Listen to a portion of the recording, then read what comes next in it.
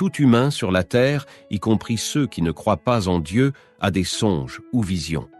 C'est le moyen de communication entre Dieu et les hommes. Les songes et visions sont les vidéos de Dieu aux hommes. Et c'est un langage comme les énigmes et les paraboles.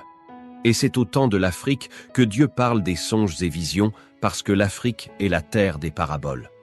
Et comme l'eunuque éthiopien, lisez et méditez ces deux paroles jusqu'à ce que Dieu envoie Philippe vers vous pour la complète révélation.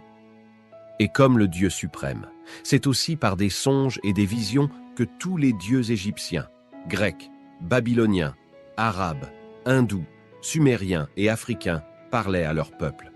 C'est le langage sacré entre les dieux et les humains.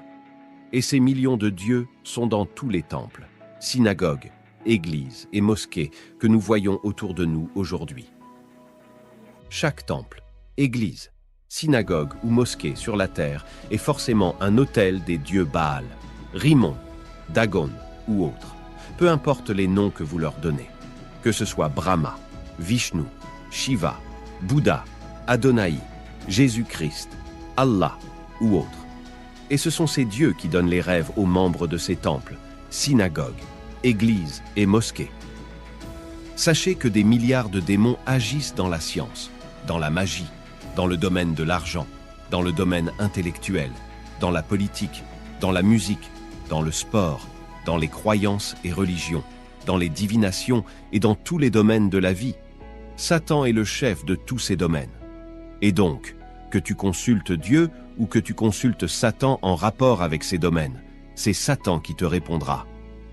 Par exemple, si tu cherches à connaître, à l'avance par la révélation, le vainqueur d'une élection présidentielle, c'est le démon de la politique qui te répondra, peu importe qui tu es et à quel Dieu ou à quelle personne tu t'es adressé pour le savoir. Dieu peut révéler à un prophète qu'un jour, un tel sera président, mais ce n'est pas à ce prophète de le demander à Dieu. Et quand Dieu le révèle, ce prophète n'est pas obligé de le dire.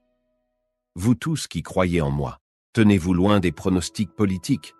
Mais si quelqu'un tient à le faire, qu'il sache que, lors des élections dans un pays, c'est lorsque le peuple ne connaît pas encore les candidats qu'un vrai prophète annonce le nom du vainqueur.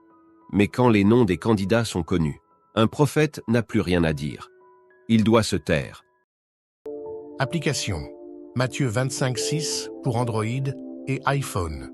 Des photos et vidéos, des chants et prédications, tout le message du prophète Kakou Philippe dans une seule application gratuite.